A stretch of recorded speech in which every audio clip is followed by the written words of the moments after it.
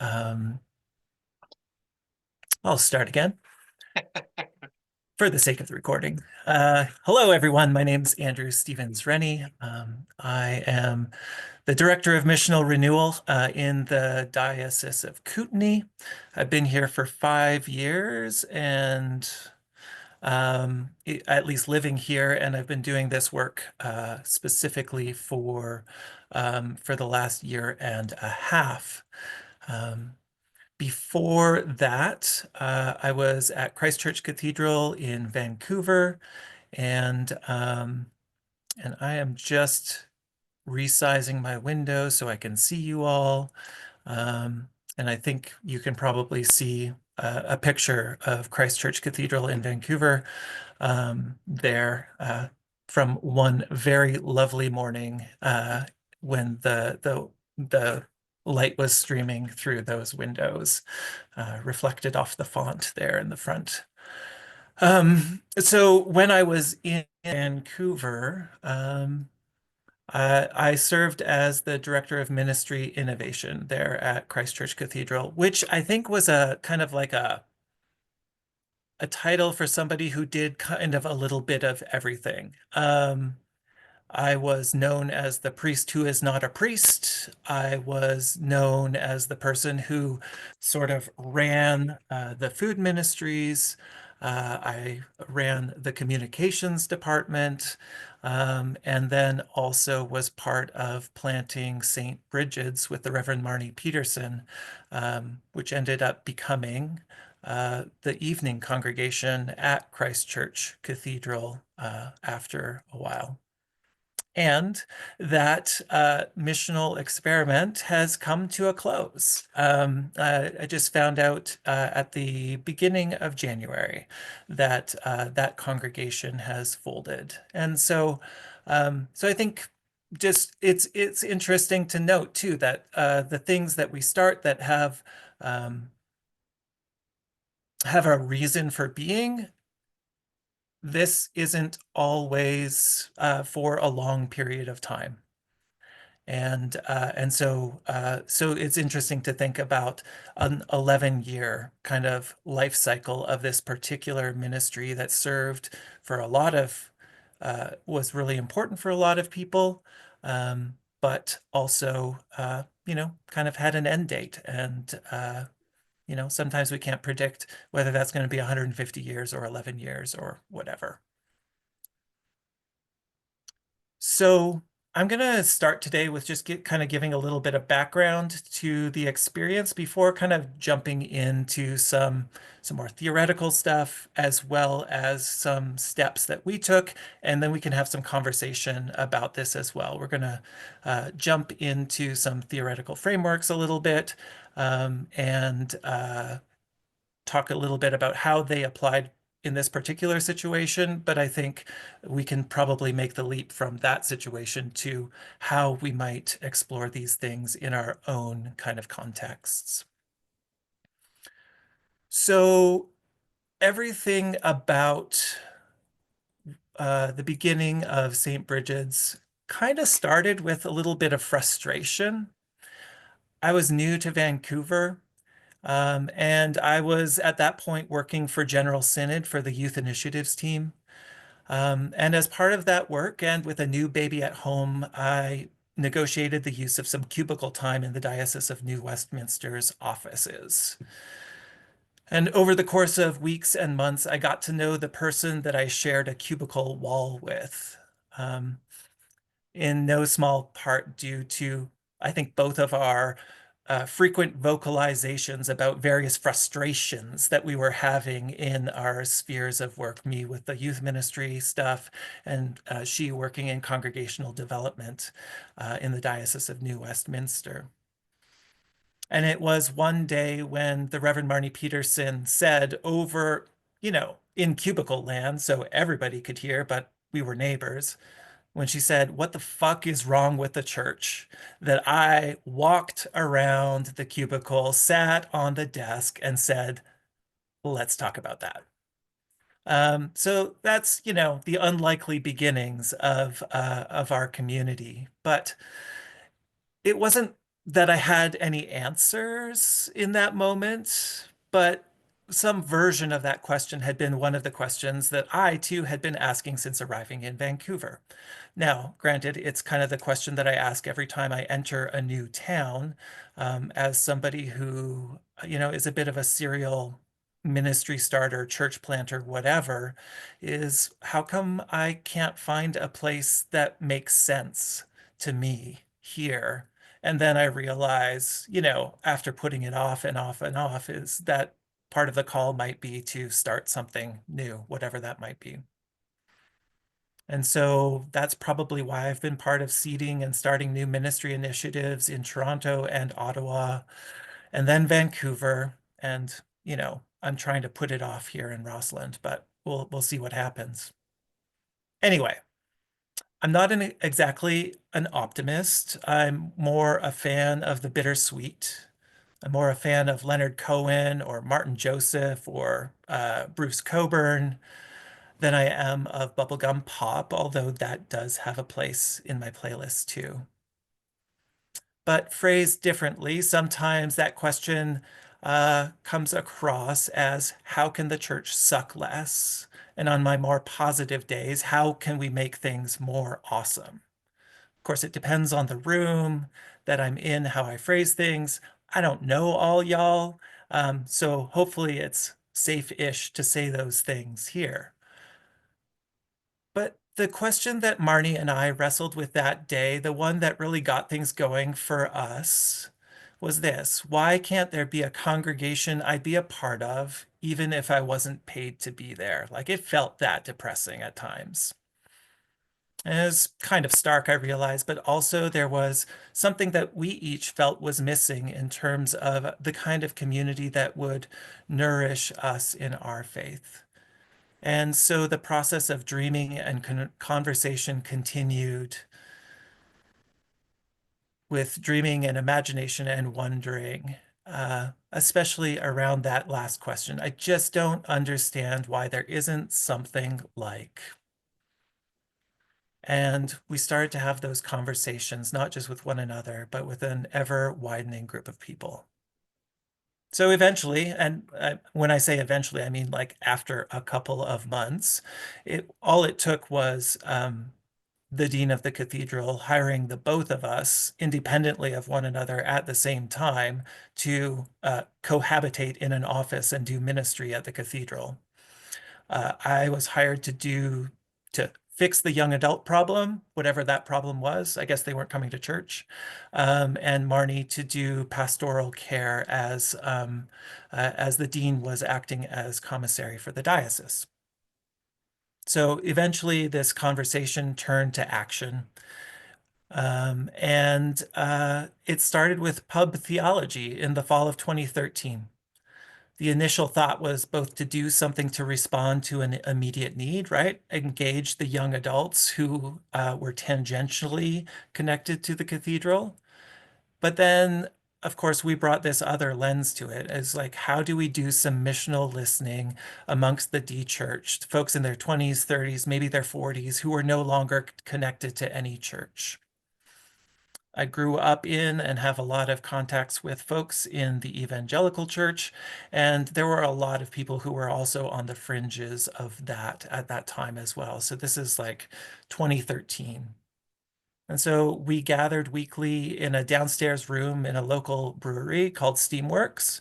Steamworks is also the name of a bathhouse in Vancouver. So we had to clarify whether we were meeting in the bathhouse or we were meeting in the local brew pub. That seemed really important um, as an initial step. I think the ministry would have gone a different way if we had been meeting in the bathhouse.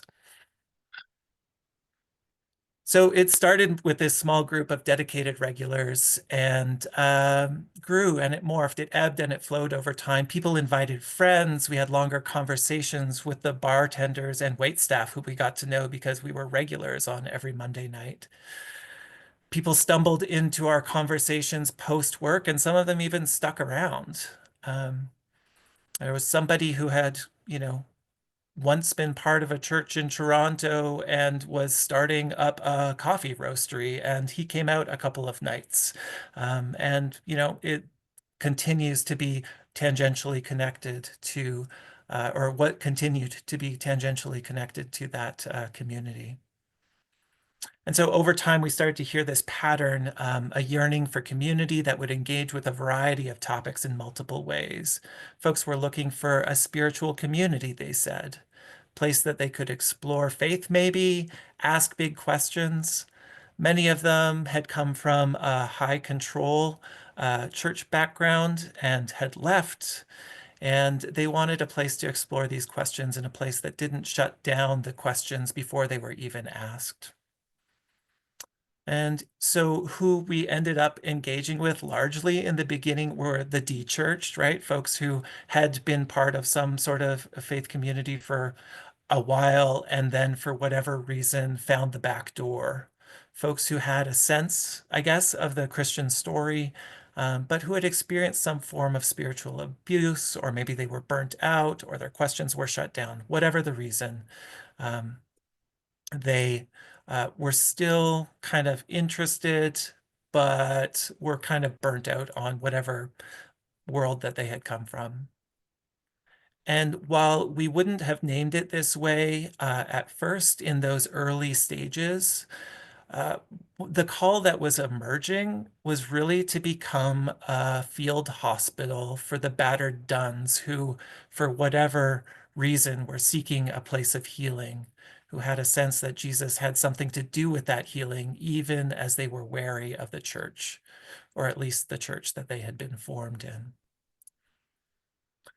So what I want to do today is kind of take you through some of what I've learned from this and other experiences, alongside some frameworks from the field of systems change, which, while not always sort of applicable, I think has some really important insights. At least it did for us in uh, building this thing and then figuring out how does this thing speak to or become a part of Christ Church Cathedral, Vancouver. And part of that is because I think it's really important to think through the dynamics at play, especially when we consider the relationship between legacy systems and emerging systems, especially when they're making an attempt to work together or to do something new in relationship to an existing structure. And that's partly because whatever human system we're talking about, maybe it's a congregation, a parish, a diocese, a government, whatever. It has a particular way of being, and it takes sustained effort over time for that system to change. Partly because what it's going to seek to do is to return to normal, whatever its own normal is. And it's going to do anything in its power to do so, to kind of seek this equilibrium. Um, And when we are trying to implant a new sort of like missional idea or a fresh expression or whatever into this existing DNA, it's going to do its damnedest to like shut the thing down because it's an interruption to the way of business that we are used to doing. And there are never ways around this. There are only ways through this. Um, and they are difficult to predict exactly what this is going to look like. All right. So, yeah, I mean, I keep on coming back to this word, but I think it's why we need to think strategically about how durable change takes place. And to think about what are the opportunities, what are the leverage points, how do we bring people along? How do we also tap into the deep stories that people hold, both to understand them and to also understand how they might relate to that new thing that we're doing, um, and how those stories can actually help us when we understand that there is a connection between what the sort of the legacy congregation or the established congregation is doing and what this new missional initiative is on about. So this is Richard and Anna, and they were some early members of the community, and we're just, I think in this picture, we're helping us to have a conversation about, how we might better work together between this emerging community and the cathedral as a whole. So we had this growing community and also this desire to figure out how and where to nurture it. And while Marnie and I were working for the cathedral at that point, it was really kind of this stopgap thing. Like we were doing this thing, but it was partly because the dean was the commissary for the diocese in the period between Michael Ingham and Melissa Skelton. And so, you know, uh, sometimes it's this creative thinking that leads to an intervention in the system where Peter said, well, the diocese is paying part of my salary, so we actually free up some dollars to bring in some people to do some interesting stuff. So we began to look for places to gather that would make sense for us in this ministry because we were there only temporarily and we were discerning that there was a call to build some sort of community, to form some sort of community that honored questions and sought to figure out what discipleship looked like. And because this group of forming people had an impulse towards exploring worship in a sort of ancient future kind of way, we needed to figure out what space we would be able to use. So we had conversations with leaders of several congregations. We had conversations with storefront ministry in the downtown east side. We continued to discern what and where might be best to house gatherings for this fledgling community. And it's been interesting to kind of look back at documents from that I still have on my hard drive from 2013, 2014, and the impulse there around hospitality, that all of this would be centered around a meal, a real potluck meal.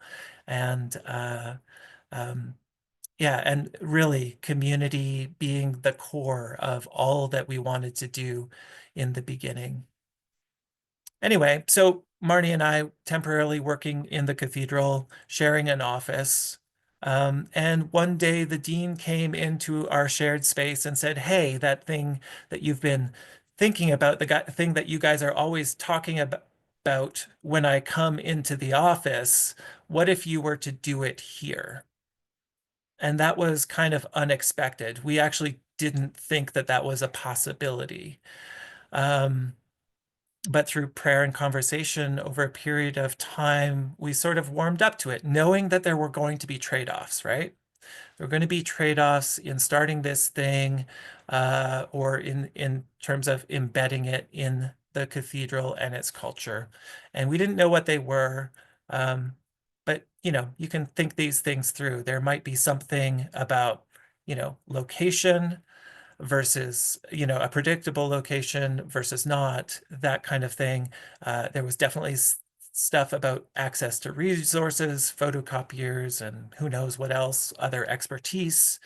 But then also being beholden to a larger structure. And what happens when the cathedral's budget tanks? Who's the first to go?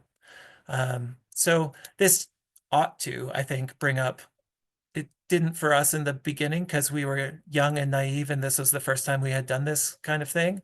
But again, there's always trade-offs. And so there's there is a need for clearly defining what those relationships are going to look like from the beginning. So as we move forward in terms of exploring our relationship to the cathedral, I think that's where the work really began.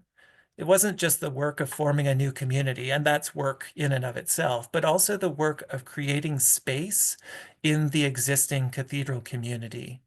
Um, in its existing structures, in its existing way of being, so that it would be both welcoming of and tangibly supportive of the new endeavor, even if people had no idea what it was. Would we feel like second-class citizens? And that was the work of 5 or 6 years, to be honest.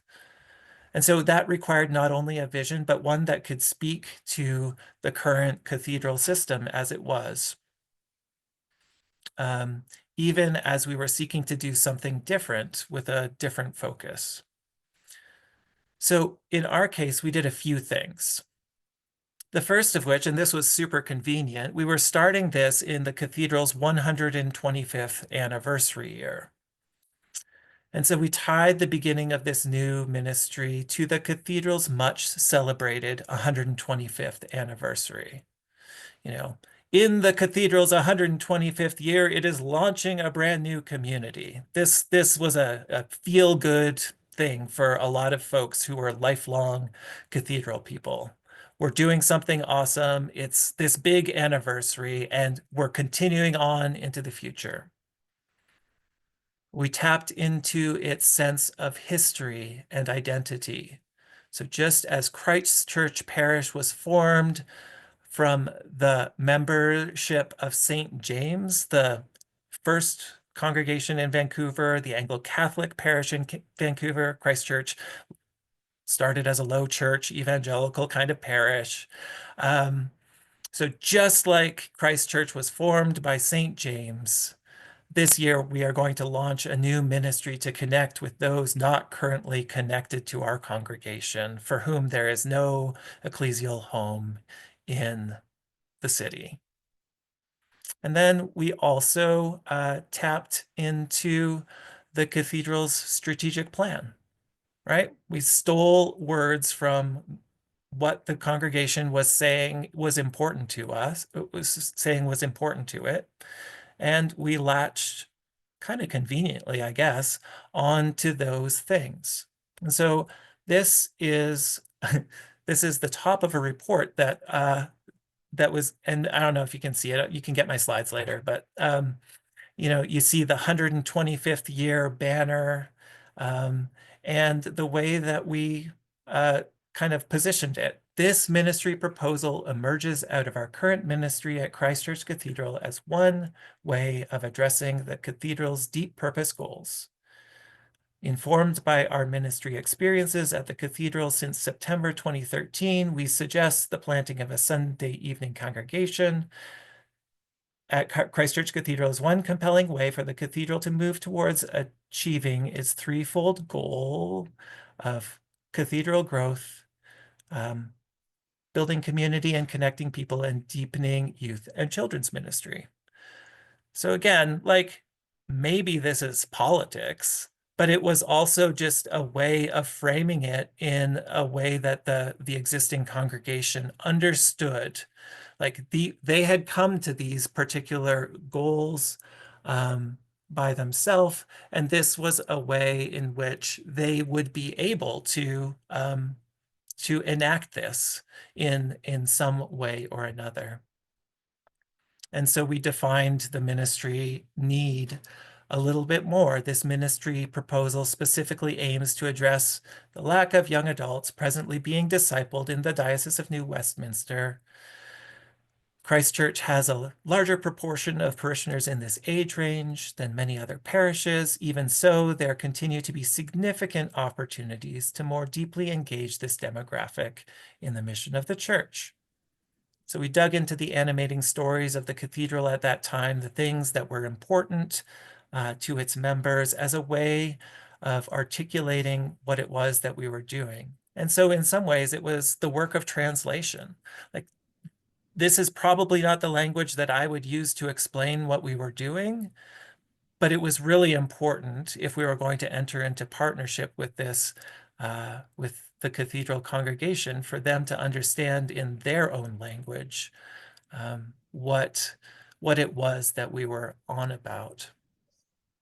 And so this proposal, you know, we first kind of took it to the dean for his kind of once over.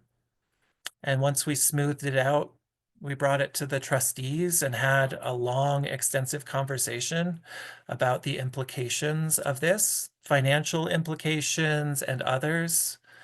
And then we worked to build relationships with members of parish council and especially younger members of the congregation, people who were not Marnie and me.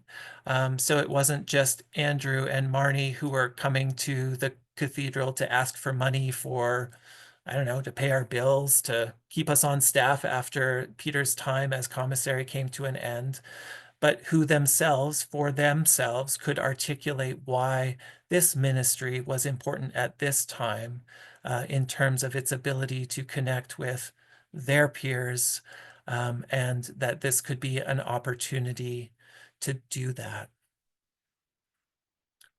So I want to pause there because this is, this is a lot of me talking, and I'm feeling the dry mouth. So this is actually a really good opportunity to just kind of pause and just kind of ask if there are any questions so far, about anything I've said, brought up, not said, that kind of thing, and then we can sort of pick up from there afterwards.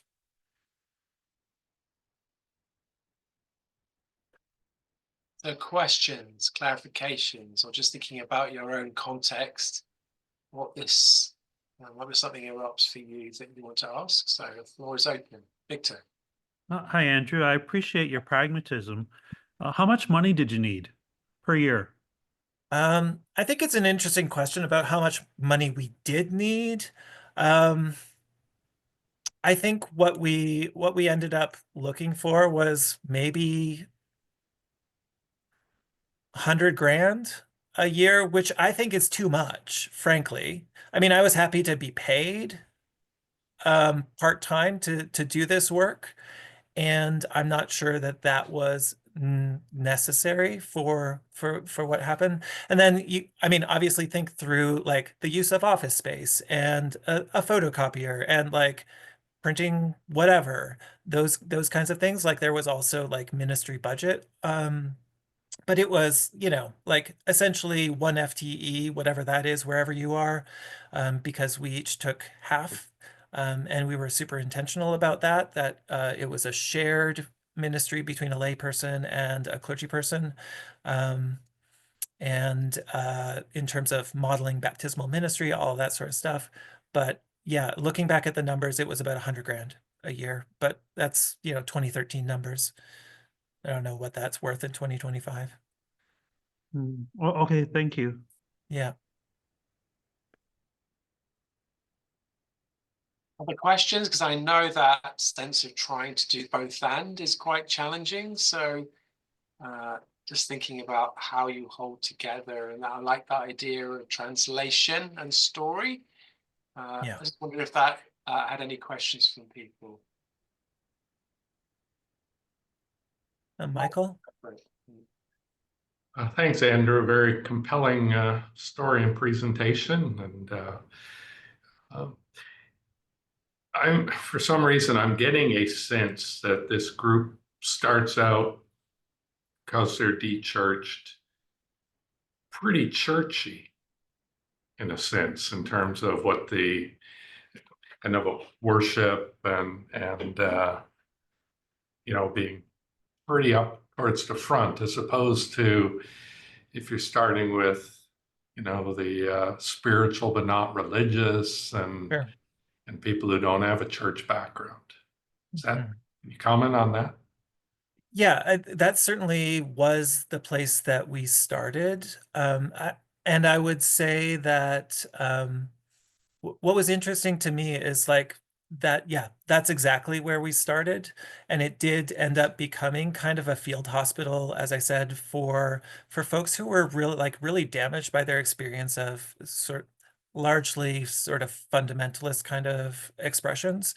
Um, and I didn't know that that was what we were being called into, but that is clearly what we did for the first like 5 years, was deep pastoral care to people who had been really, really harmed, I think, either because of how they identified or, just whatever. Like it was so many different experiences of that. And so, um, and I think that was our hunch at that time also, is that there were a lot of people on the fringes of, or who had fallen out the back door of evangelical land, who were looking for a place.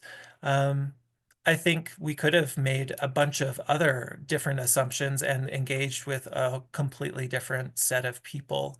And super happy to talk about that. And also, I think would love to, throughout our time that we have here today, to also talk about like the challenges of integrating this or any other thing within an existing system, because I think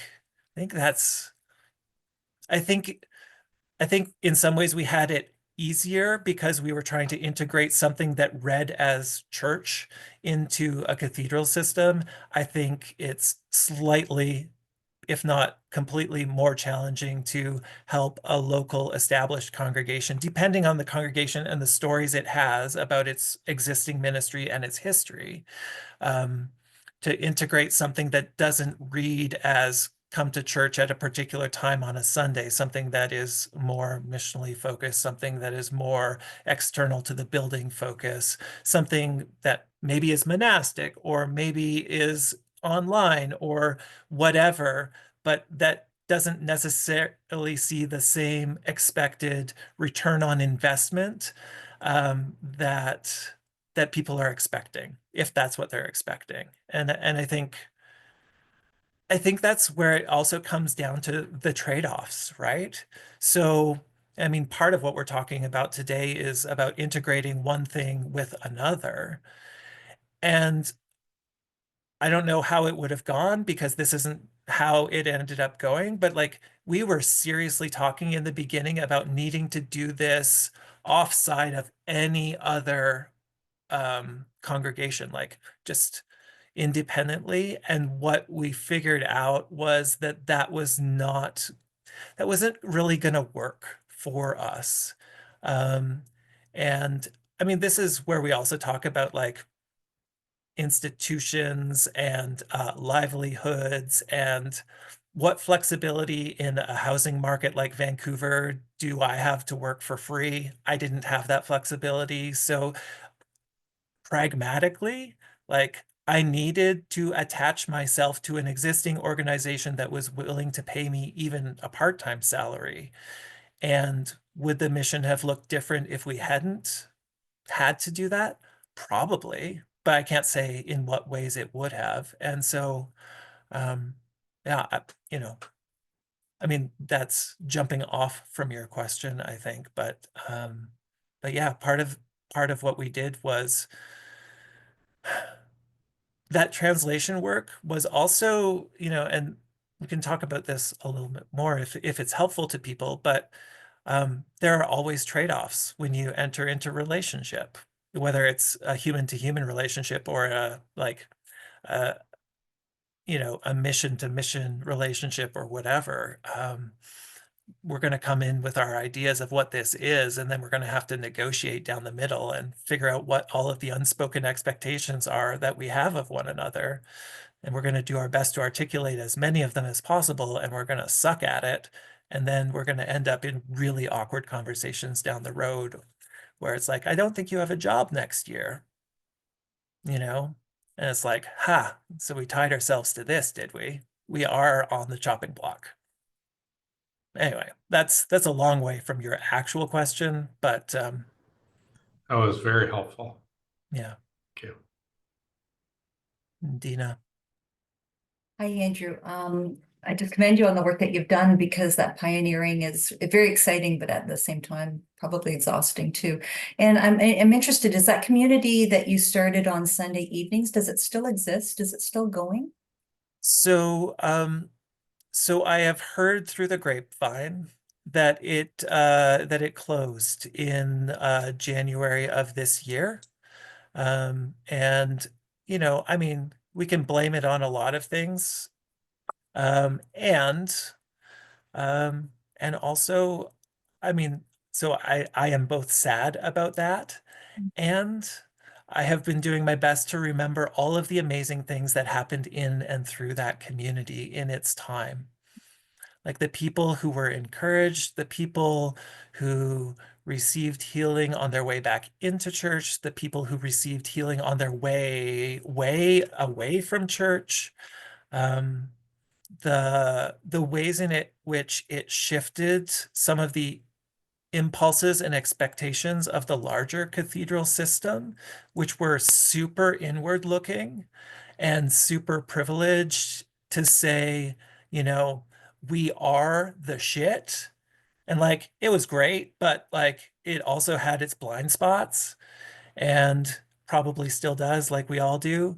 But the kinds of questions that we were asking, the kinds of people who came to be a part of the, what became St. Bridget's, um, they changed the questions because we also found ways over time to integrate membership from this evening congregation into the life of the parish council and the trustees. And so the questions that were being asked from, the dominant 1030 congregation and people who represented that were now put alongside people who were asking very different questions because they found this other community to be their home.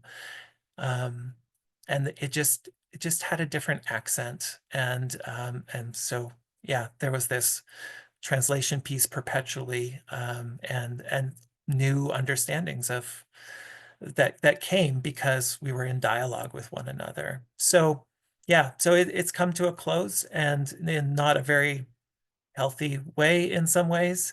And and I think it's contributed a lot over the years, both to individuals, but also, I mean, the number of people that I've talked to who have been impacted by that community story, um, you know, and well beyond when I left, right? Like my family and I left Vancouver in about 5 years ago. So, uh, it had another good 5 years through COVID, and then, you know, it it may come back in some form or not, and to celebrate what it was, I think is really important, which is good because I spend a lot of time working with congregations that are 100 and something years old who are on death's door. And now I have an experience of something that has had a very short life cycle.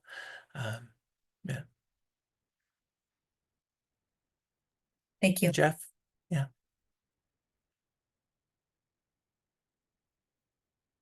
Jeff? Hi, Andrew, thank you. Okay, I've got a bunch of questions in my head, but I'll try just throwing three at you and see how that goes. One I put in the chat, which was when you transferred from that public community setting of the pub to the church, were there people who didn't transfer from that first setting to second setting? Second question is, do you know if anybody migrated from that original group into the traditional legacy part of the cathedral congregation?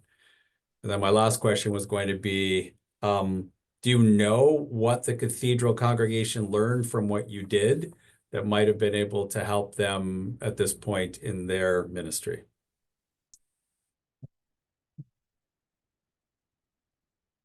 Okay. So we continued to do both things in parallel. To answer your first question, pub theology really just continued. And there was overlap. But we also found that like the pub theology piece in some ways was related, but um, it wasn't a one-for-one transfer. When we did start the worshiping community, people were definitely invited to come and to participate, and some did, and some didn't. Um, this I haven't gotten to this yet, but I think it's also important to note. So when we started the worshiping community, we did and I would say that at first we did too soft an ask. It was kind of like if you could maybe please come sometimes, maybe on a 5:30 Sunday and help out. And so we did this really weak ask of some people from the 10:30 congregation to come and like anchor the new thing. People who had a sense of hospitality, who had a sense of the space, who had a sense of that even if like St. Bridget's wasn't their jam, they actually knew what was going on. They could help orient people to the space. They could help with a lot of those different things. So that kind of core team, we did way too weak an ask. And 6 months later, they had drifted off because they weren't committed. And so what we had to do, what we ended up doing is that the dean specifically asked a bunch of people who we had talked together about who these people would be, and asked, would you, instead of the other thing that you're doing as part of this church, would you for the next year commit your ministry at the cathedral to be related to the 5:30 congregation, to St. Bridget's? And so there were probably 10 people who said yes. And they were commissioned at the 10:30 service to be those people. So they came from the 10:30 congregation. They were people that were recognizable. And so we actually and they committed to a year. Now, some of them ended up staying for years and years, and others of them did, take the year seriously. But by then, um, we actually had started to form a much more stable core with people who were new to this ministry, and who continued to do different things in a variety of places. I am just catching up on all of the stuff in the chat. So were there some people who transferred from St. Bridget's to the Legacy congregation? Yes, but only a few. And there were lots of people, and one of the things that we were intentional about was not necessarily one of the things that we were intentional about was during Advent, during Christmas, during Holy Week and Easter, we did everything as the parish, right? So it wasn't like we did, you know, like you went to whatever services there were for Holy Week and Easter. And while we did have, an Easter celebration at 5:30, all of the rest of the Triduum was done combined. And so we tried to figure out where were the natural connection points within the church year that made sense. And if this was a different kind of ministry, I would be asking those same kinds of questions too. Like, it won't make sense for us to do all things together all the time because we're actually forming two different cultures within sort of an overarching structure. But there have to be times where we come to be together, to come to appreciate that we're part of something bigger together. And so what are those natural rhythms that we can do that? And so that integration happened really like often around Easter and Christmas. And also the cathedral had, and continues to have, I suppose, like 5 services on Christmas Eve. And so one of the big pieces there was we started to do hospitality for people who were lined up around the block to come and get their Christmas hit, with the Salvation Army brass band or the gospel choir or whatever. And so we were just handing out hot chocolate to folks. And so I think we were also just kind of public, and also we were solving a problem, which was people fighting to get into the cathedral Christmas service. And so taking the edge off, it was, again, it was like we identified a problem, and this community stepped up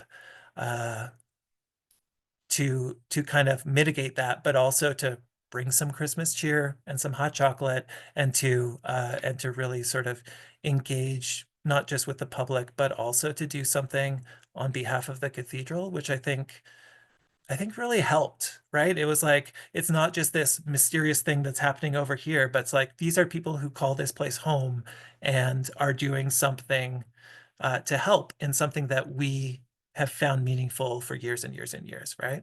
And it's not going to be everybody going to everybody's party all the time, but there was some cross-pollination. And I've lost track of your third question, Jeff. It was, do you know what, if anything, the cathedral congregation learned from what you were doing that then helped them with their own mission, their own ministry? I think we taught them a lot about hospitality, and being more intentional about hospitality and what that could look like. I also think that we taught them a little bit about what testimony looks like, and inviting people to share the stories of faith, and partly through we did an Advent series for years where it was called, What Are We Waiting For? And people would, for the 4 Sundays of Advent, give testimony to where they saw God or the absence of God in their lives in the sermon place. Yeah, so I think we modeled a more dialogical kind of piece, both within the service and then and really starting to think through how can we be more invitational? How can we be more welcoming to people when they come through the door? And how can we speak a different language, right? Like, there are so many dialects out there of faith, and the cathedral was used to assuming that everybody understood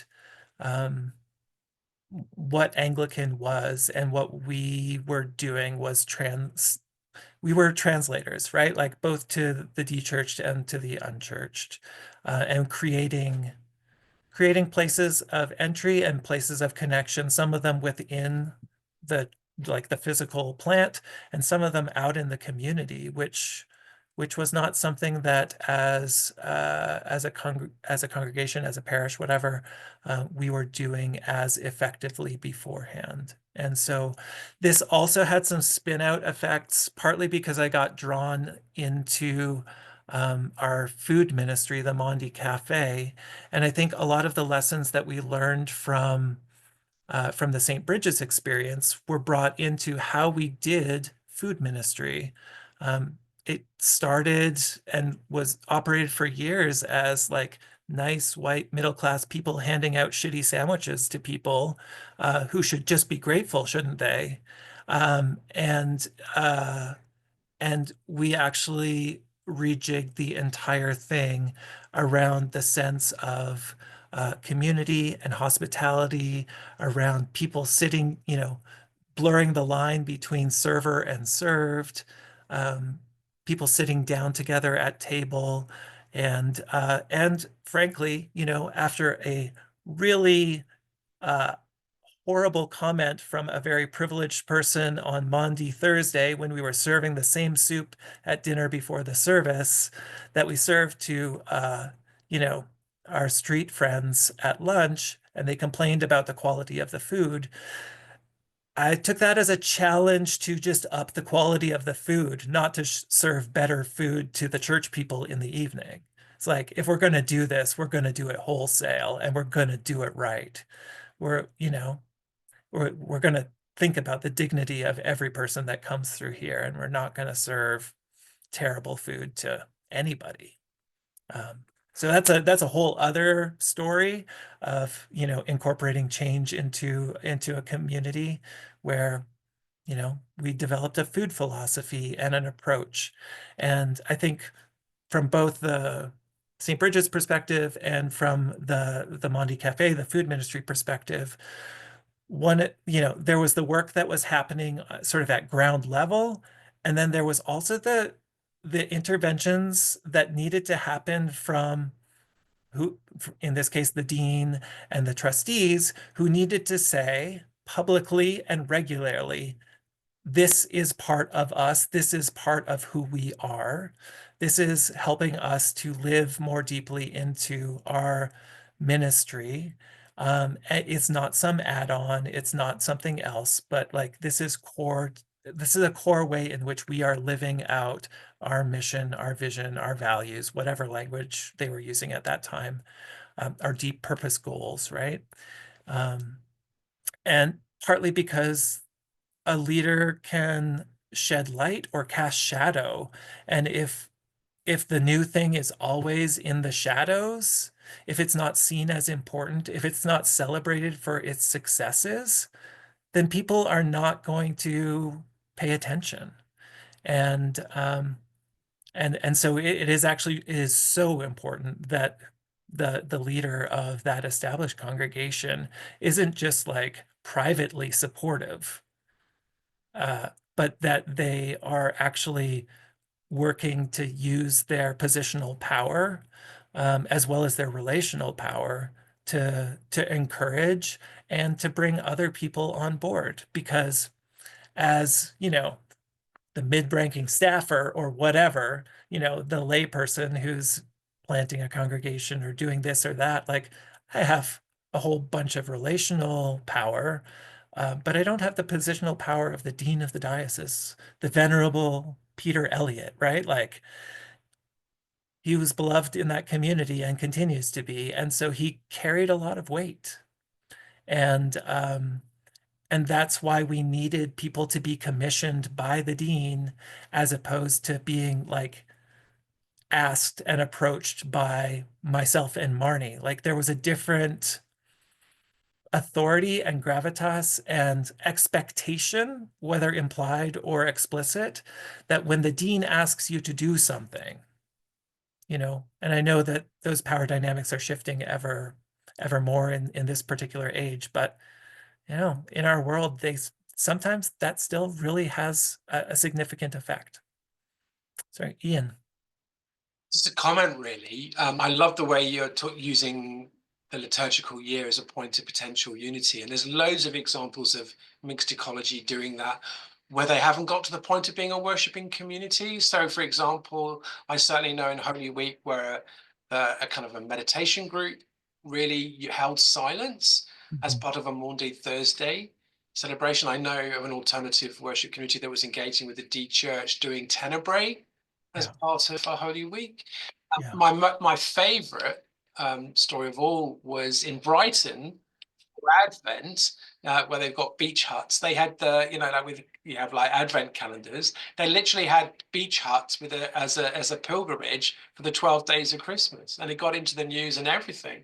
So I think we can be very, very creative in how you can use the liturgical year, not just for the new thing that's got to the point of being a worshiping community, but we actually use that at all sorts of stages of a new mission initiative. And it also helps the inherited church, kind of the legacy congregation, to really understand what something's about when there's contribution like that. Do you know what I mean? So I think there's that ability to use the liturgical seasons to do both, and it's really exciting opportunity. Yeah, for sure. So one of the things that I'm wondering is like, would it be beneficial to maybe take some moments and if I brought up some questions on the screen, and for you to just take some personal time, maybe five or so minutes to think about, maybe 10, we'll see, to think about some of these questions that I brought up. So here are some questions that I'm thinking about, and I wonder what you would come up with. Here we go.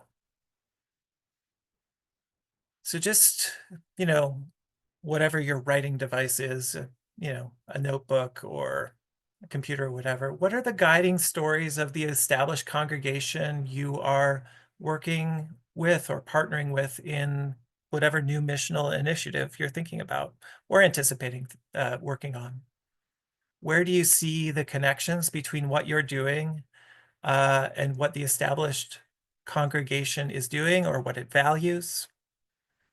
And then in what ways can you see your missional initiative helping the established congregation to live into its mission, albeit in a new way? just take a few minutes to kind of think about that and maybe jot some ideas down.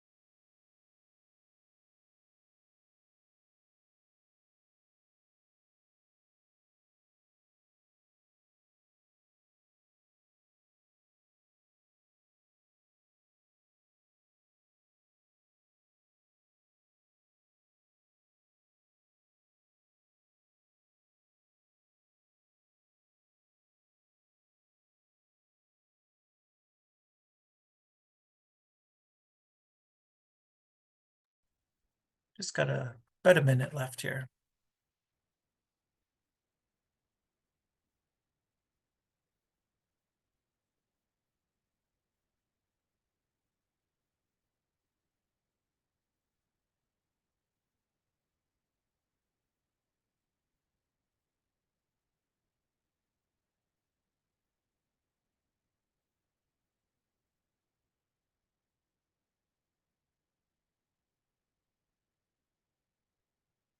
Yeah.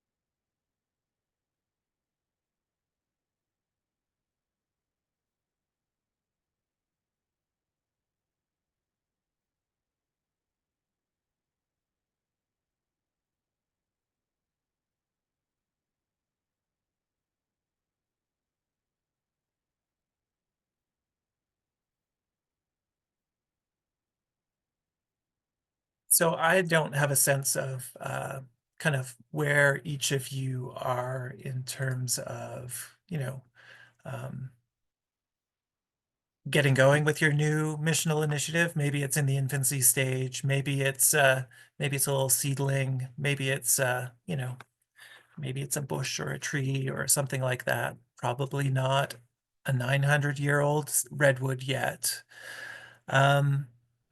So I'm sure that the ways in which each person has kind of approached these questions or rejected these questions, which is a legitimate choice, is going to be different.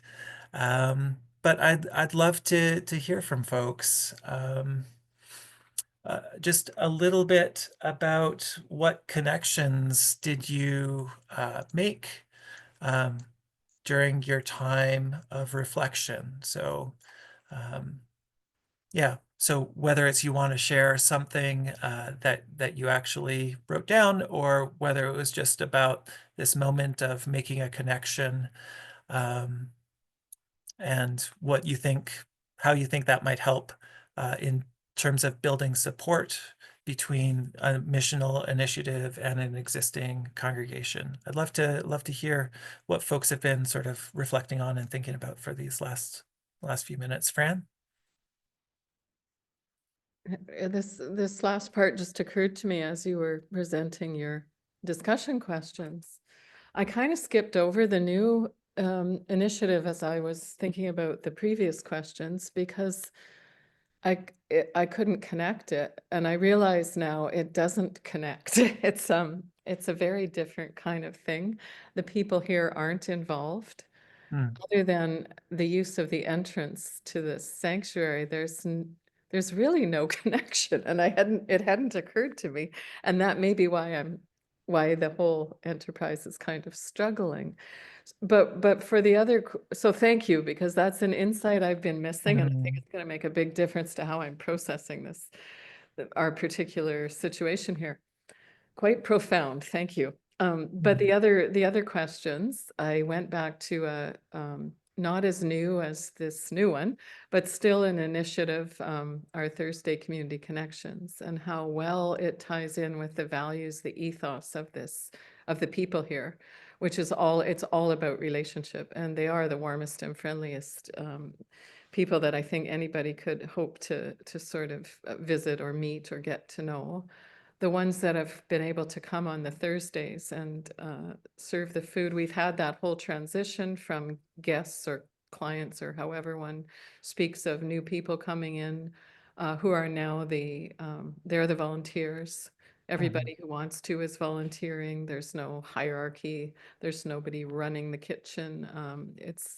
And people are looking out for each other, offering rides, getting to know one another, and quite a few people from that group have joined the parish on Sundays. I've always just kind of been present Yeah. and available as needed, and quite a few people have spoken with me and ended up finding a community here. But Nice. I'm fascinated to appreciate how the new initiative does not connect in almost any Mhm. way with the established parish. So I'm just kind of have to unpack that some more in my own time, because thank you. Yeah. And that can be okay. It's, it's just a matter of figuring out, what is the reason? And a- and can both communities kind of live with that? Um, and how do you determine if you want something more, whether that's possible or not, Um, anyway, I mean, I think it's a data point at very least. I don't think it's more than that, but thank you very much. Yeah, Ellie. Hi. Our guiding story, we're a small rural parish, and our Mhm. guiding story is really very much a small group of Anglicans that live in town and have lived there, for 150 years. And the women identify as the Anglican women in town.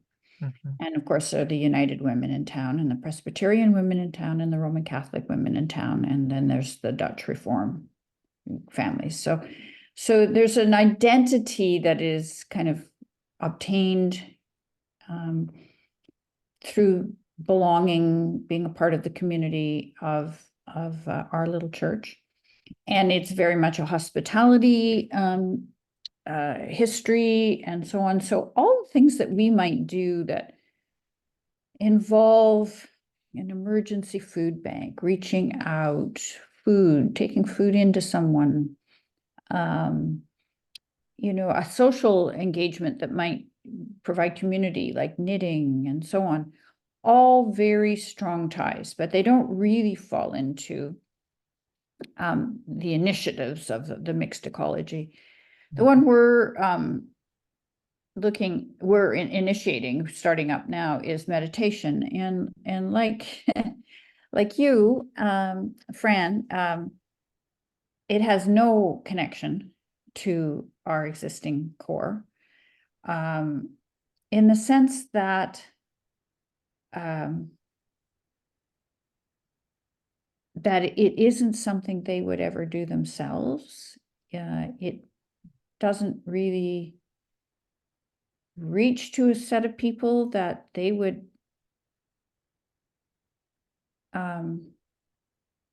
probably engage with on a day in, day out basis, although some of them might go to a yoga class or something like that.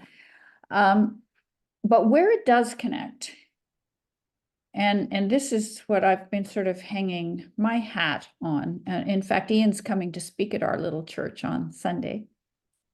And essentially the way I pitched it, which is not exactly what Ian's going to talk about, but I pitched it as in, we all have family, children, grandchildren. We all run into people in social settings that have no faith or used to go to church but don't go anymore. And they think that the church is either a bad thing or it's just irrelevant to your life. And we all struggle with how to speak to those people, how to talk to those people, to find a common bridge of some sort between what their spiritual, dormant as it might be, life looks like, and what the Anglican women of the towns life looks like. And in that way, there is a bit of a bridge, in that they beginning to understand that they themselves would like to understand how to speak to people who are spiritually seeking, or maybe even a little one before that, just church is irrelevant. And whether or not they understand this meditation group, or understand how you could create another cohort that might, in the end, not have a whole lot to do with them day in, day out, they certainly want to know how we as a church and how they as individuals can relate and speak into the lives too of people who are, as we say, they wouldn't say it this way, unchurched or dechurched. And they hope who are spiritually seeking. So from that point of view, there's a connection. From the actual audience or marketing or actual activity, there's very little connection. But from the perspective of worries and fears and family reflection, that the things that they find important in their spiritual life, in their faith, are not important to the people around them, then there is an interest. So I think that in the end, that hopefully will be the thing that gets them wanting to learn more about mixed ecology and understanding it better.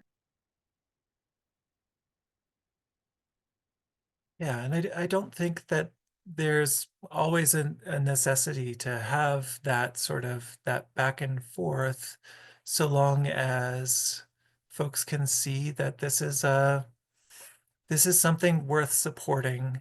It's not something that maybe we would do for ourselves, but there are other people who might need to be engaged in this kind of thing. And so part of what I think about in some of this is like, I mean, some of the missional experiments that we're a part of have a limited shelf life. You know, maybe it's 6 months, maybe it's 3 years, maybe it's 11 years, whatever it is. But if those experiments, if we want them to have some durability, some longevity, then what are the conversations we have to have?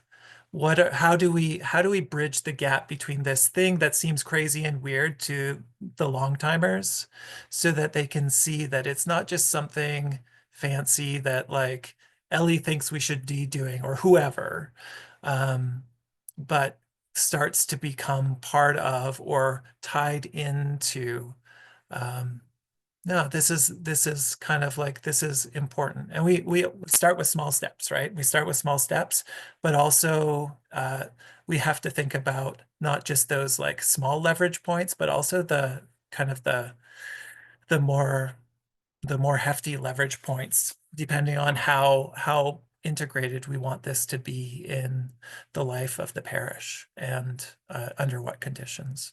So we'll go to Jeff and then to Dina. Thanks, Andrew. It's been almost a year that we started trying to figure out what our mixed ecology initiative, I'll just say our initial initiative would look like. And we started working on that with Ian. And sort of along that journey, we suddenly made a major missional shift in the parish. And we're still trying to figure out how to keep going with what we started with.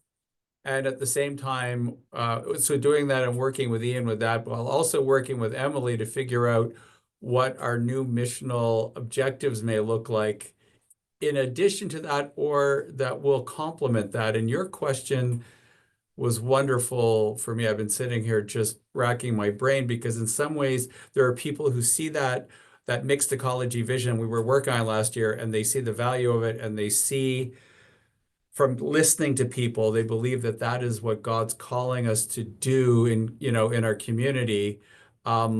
While many people within the traditional legacy congregation are saying, well, how does that grow the 10 o'clock congregation? How does that grow, the stewardship base? How does that, and not realizing there can be complementary mission here. But something else that you asked, that's why I wanted to get that last question that you had, because there are people who see, who I hear their stories and I know would be very beneficial for them to be involved in the mixed ecology initiative that we're trying to get off the ground. But there are other people who I believe they have charisms. I believe they have gifts that could really help us, could contribute to this. But I don't think that they yet see the value yet in engaging in this. They don't understand it well enough yet. Anyway, so I'm not saying I have very many answers to your question, other than you've opened some doors by asking it for me. And now I need to talk more with Ian and Emily about how we intentionally try to engage people in a way that will help the legacy congregation to see that this is a worthwhile investment, even if it doesn't necessarily address traditional questions yet. So anyway. Yeah.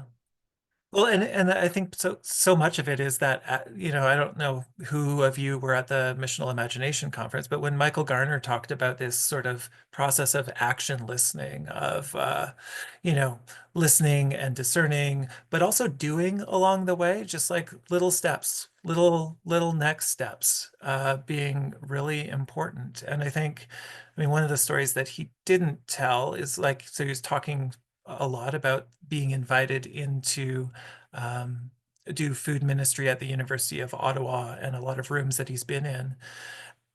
In some ways, that's a reboot of a ministry that we started in Ottawa back in, I don't know, 2009, where there were a bunch of congregations surrounding the University of Ottawa campus, all of whom said, none of the young people who live here come to our church.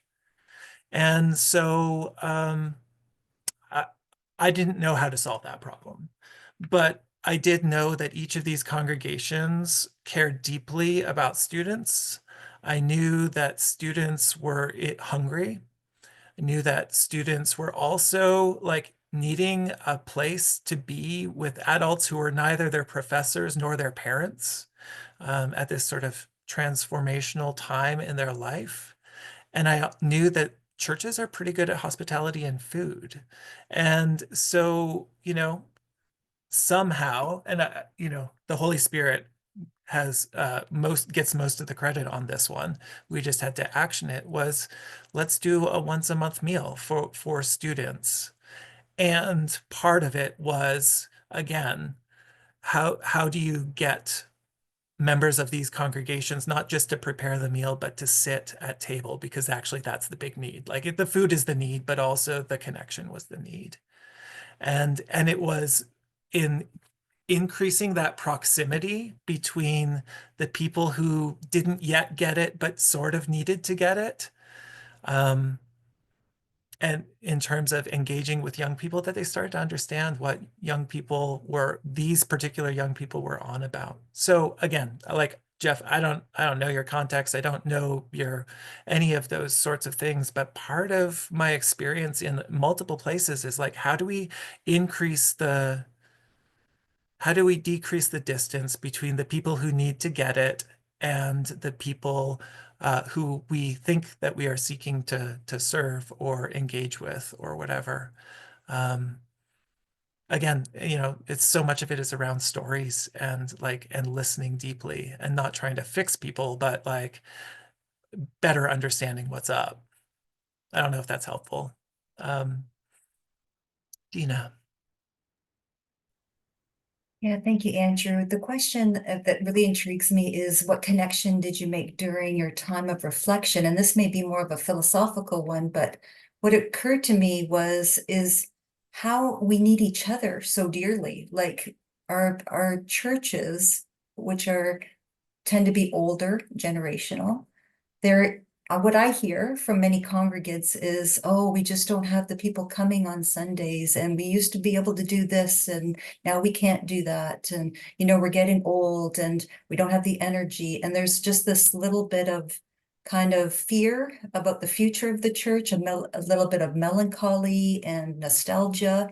But when we infuse it with younger people, and oftentimes those are the ones that are looking so desperately for community, right? So Ian did a presentation a while ago that identified that most of the population here in Hamilton are millennials within that generation, and they are really looking for community. And it may start with a meditation group, but then it leads to maybe going out to, you know, for a drink after, or supper once a month, or whatever. And I think that it's mutually beneficial because, you know, millennials and youngers are really struggling with existential crisis, not having a job, not having very lonely. And also on the other end, we have older adults that are very lonely. So this cross-pollination, what really occurred to me is we actually just need each other. So how do we make that happen? So that was my reflection. Thanks, Tina. Hey, Garfield. Andrew, nice to see you again. Good to see you. Good to see you. My reflection during the 10 minutes is it looks like working with the D-church, unchurched, the missional job, and that's different mission work with the integrate the current congregation. Yeah, I didn't realize that it may take a long time or a lot of missional work to make it happen. Yeah, I'm working with I think with a few parishes that very typical. We have legacy congregation members. They're very loyal, but they're more like a little bit fragile because of young people. They wouldn't come. For the missional part, we have a lot of young families, but they are kind of running wild. They don't know the traditions. They just step into that. There's a lot of I would say the conflict. It's a different view of doing things, which last year I spent a lot of time on this part instead of working on the D-church, unchurched. I never realized it will take that much time. That's my reflection, and just to realize that there's much more work we need to do to make the missional work, welcome new people in and put them together in the mixed ecology. I think the context. That's my reflection. Yeah. Yeah. And I think that observation about time and the investment of time for any number of reasons to understand the dynamics, to understand what's at play, like it is time intensive and rewarding, but also, especially for folks who have no concept of the Christian story. Yeah, it's, unpacking the mysteries of the Trinity may not be your starting point, but like at some point somebody's going to ask about this stuff, and it really is. It really needs a community of care and love to support this ministry, and to find ways that we can do this together. Yeah. Let's go to Leslie and then see what's up with Ian. Thanks, Andrew. So my context is we're at the very early stages, I would say infancy, as you use the term. And I focused on the second question of the three that you put up there about what are the connections between what I'm doing or what we're trying to do in this mixed ecology setting and what the traditional congregation is doing. And so one of the common denominators I was thinking about is desire, and it got me thinking about St. Augustine actually, and how like our desire to reach people beyond who's at church, who's not in the congregation. But I think there's also a disconnect there between the motivation and agenda behind reaching those people, right? And so, and I think many of us know kind of what those motivations are. Like, we need more people to help do the things we've always done. And to pay the bills. Yeah. Fix the leaking roof. Exactly. Yeah. So there's this desire, but then it's like a missed desire in a way, or our desire is misplaced, maybe is a better way to put it.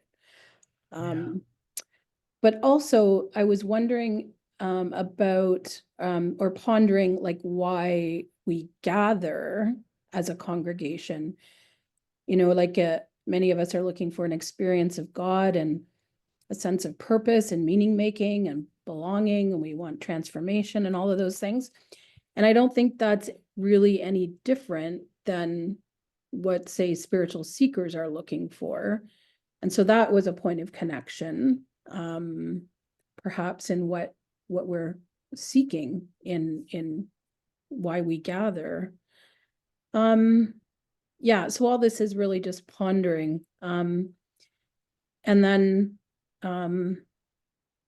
yeah, and then I guess one of the struggles too is when we don't have a budget at this point in time. I'm going to say yet, that we don't really have a budget for this, and how we try to make this work without yeah. And I'm not asking you to answer that. You don't have the magic answer, but those are all things I'm pondering. Yeah. I mean, Anglican Foundation has a request for proposals for community partnerships right now. So Yep. not that I know that you're going to get $3,000 or whatever, but you know, you may as well ask. Absolutely. Yeah. Yeah. Well, and I think that connection, right, to desire, and I mean, the German sociologist Hartmut Rosa talks a lot about sort of resonance and the need to seek our desire as humans to seek resonance in the midst of a rapidly accelerating world. And resonance doesn't happen at high speed. It happens at slow. It happens when we are tasting food, not just inhaling calories, right? Like it happens so it happens at table, it happens through the senses, it happens in searching conversation, it happens like, not that we can project magic at, 2:30 or whatever, but how do we as communities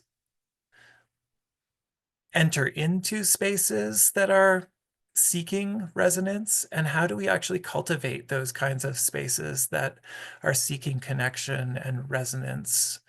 And while not everybody will assume that God still speaks today, if there is a God, sometimes those are the moments where the holy sort of breaks into the here and now, and we might name it differently, but I think resonance in some ways can be another name for an experience of the divine. And so, that actually doesn't require a lot of money, but it requires us to prioritize the kinds of things that we are called into and reminded of regularly in terms of practices of Sabbath, practices of, Jubilee, practices of, like cultivating things that are off kilter from the dominant social narrative, which frankly, with all of the nonsense that's happening on our continent right now, I think we need more than ever. So, Ian. Thanks, Andrew. I think I just wanted to respond just a few general things. I put a comment in the chat, just that when you're doing something new, I think it's important to think of the metaphor as like a seedling. That it's, that there's something about propagating something where you don't expect it to immediately be in a mixed ecology.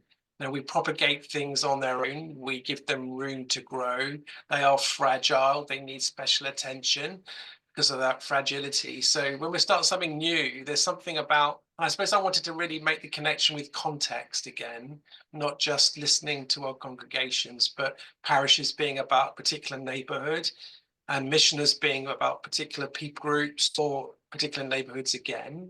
So that nurture needs it to be held away almost from an ecology until something's established and it can sustain itself.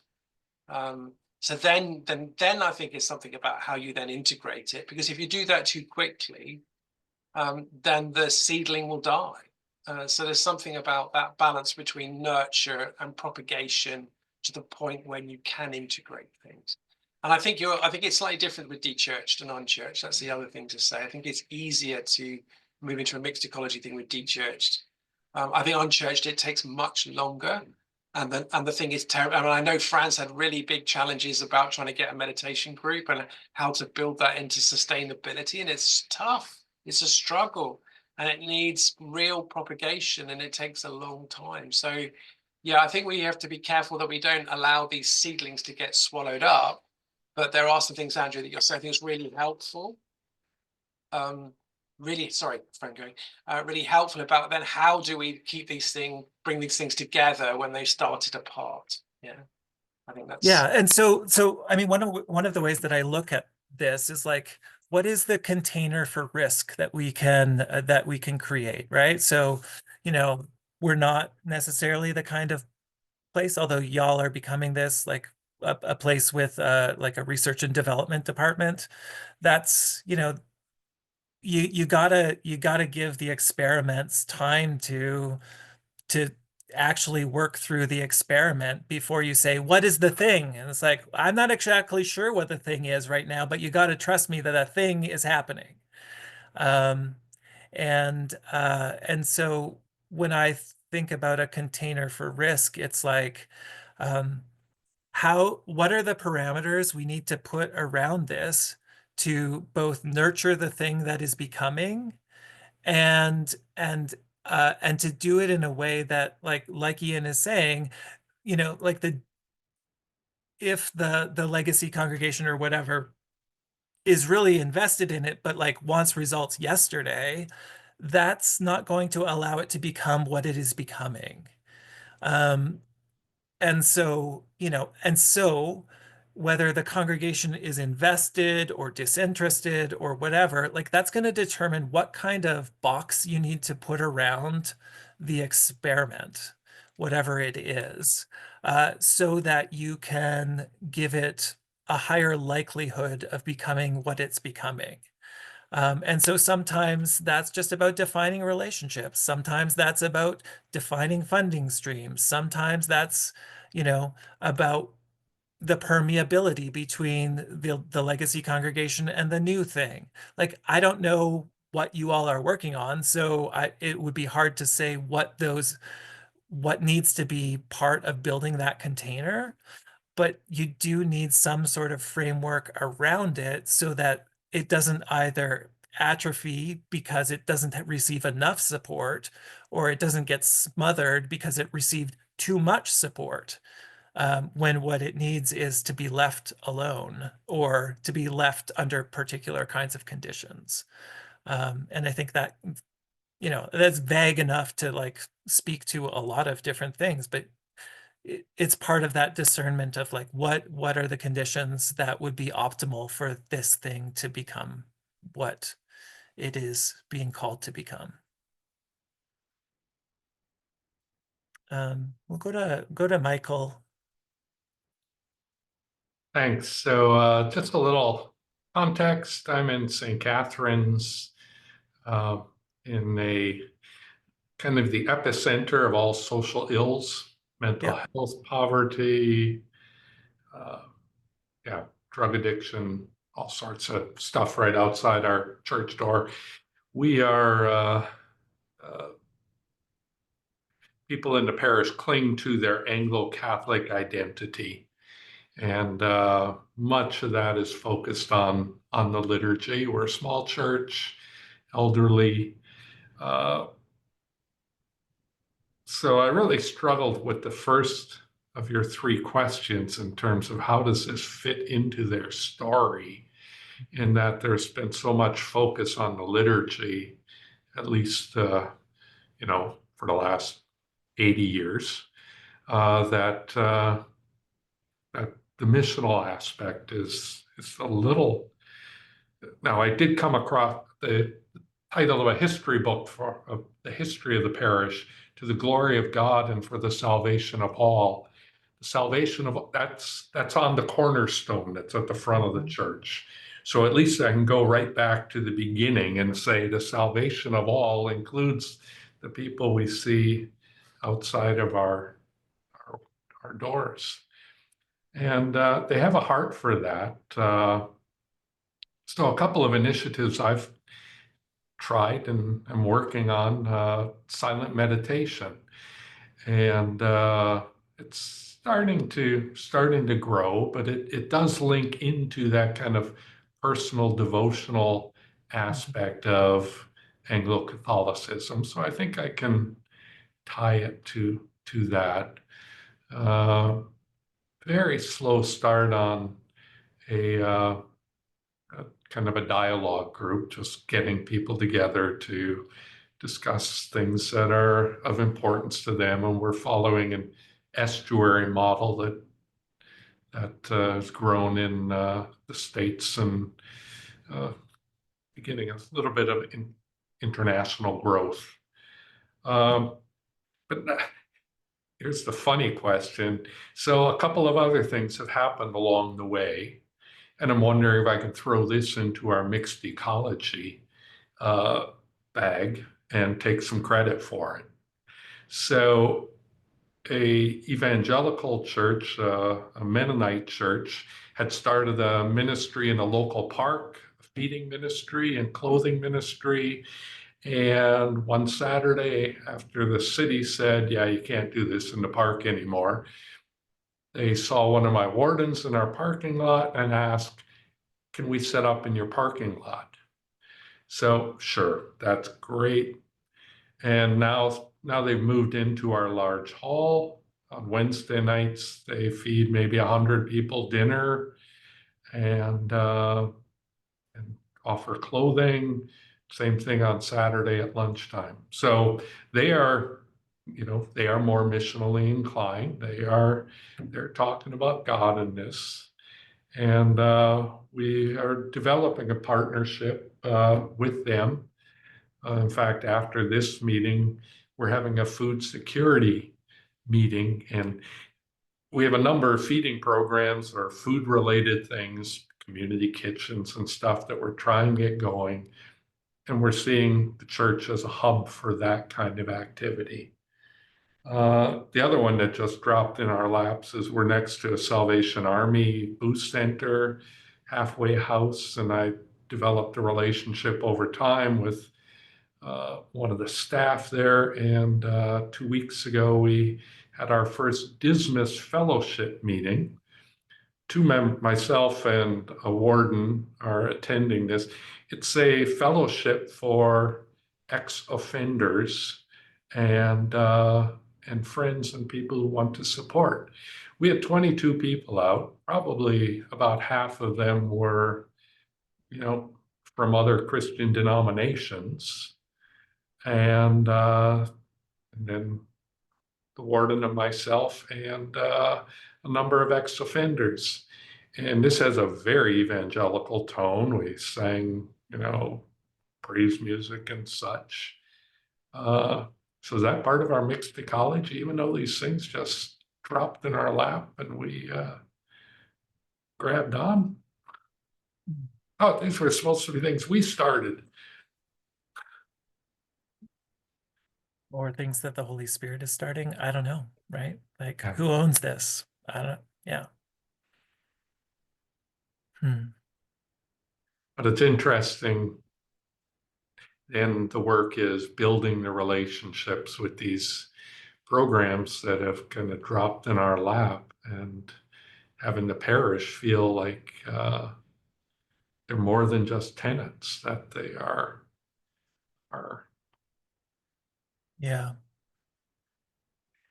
Well, and so I'm just gonna bring up a slide. I understand that our time is kind of coming to an end here, but so part of the reason why I think it's important to consider the stories and especially the kind of like the mental models that existing congregations have is because we can start, and we often when we think about these things, when we think about how we're intervening in a system, which is what we're doing, right? Like we are bringing change, whether we like it or not, by introducing something new. And if we want durability of that integration, which we may or may not, I don't know, then we're going to have to figure out have to figure out how best to do that. And one of the things that we often worry about in the church and talk about are the events, the things that are happening, right? So if we're talking about concerns of any given congregation, what is happening? Well, it's about how many people are showing up on a Sunday morning, right? Like that's how we kind of gauge success. It's about how much money is coming in, that kind of thing. Those are kind of the events. If we were thinking about something else, for example, clergy health, right? Events might be things like medical leave or taking more work or breaching boundaries, right? Like, so we can think about this in a number of different ways. And we think about patterns of behavior and that kind of thing. What trends are there over time? So paying attention to, like just the habits that are forming around these things. So in that second example about clergy burnout, or clergy health, burnout is on the rise, not knowing how to say no, inability to address conflict. That's like a pattern that's growing. And then like you think about parish dynamics, right? Like who goes around whom to get things done. That's one of those patterns of behavior that we notice, that like somebody is always going around the back or invoking the faceless crowd to be like, well, people have been saying, that is a pattern of behavior that exists in many of our churches where people are trying to do a particular thing in a particular way.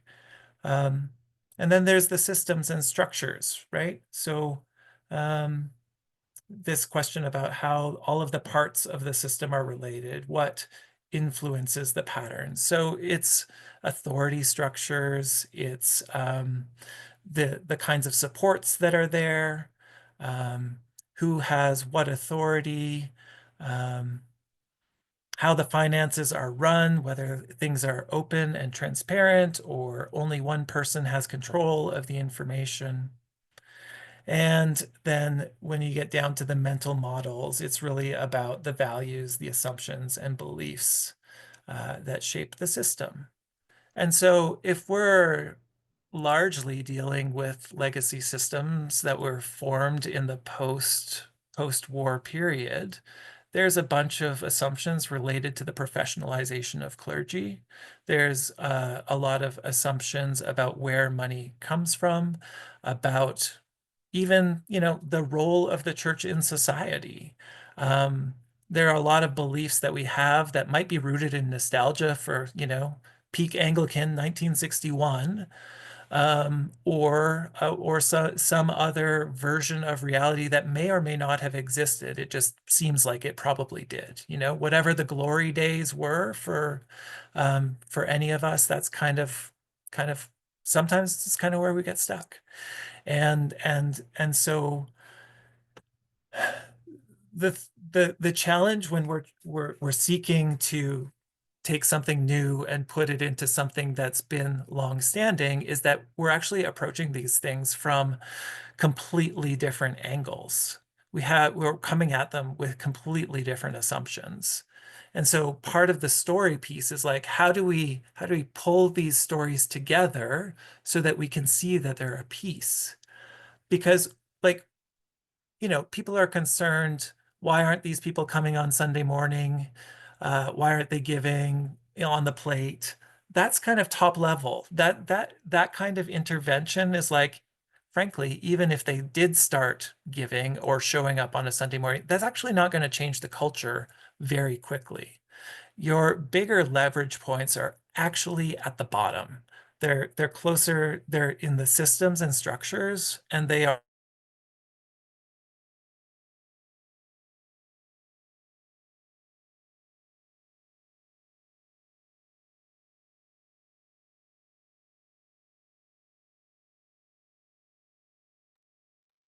Am I the only one frozen? No, you're No, not. no, I think we've we're all lost here Andrew. except for Andrew. Okay. You're stuck in a permanent blink. So let me just see if he's coming back. We may end up coming back and speaking very quickly.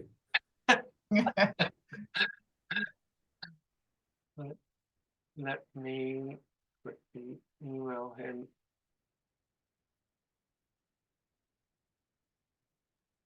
Oh, there we go.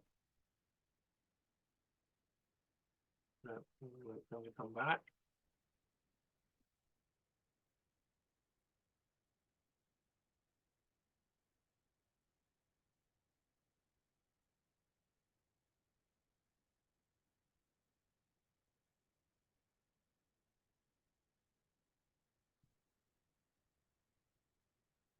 Joys of the internet.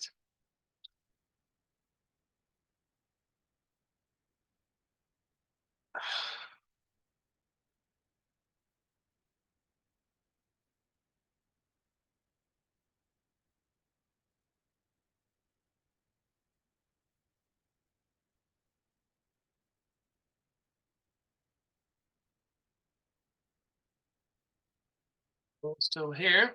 Let me quickly.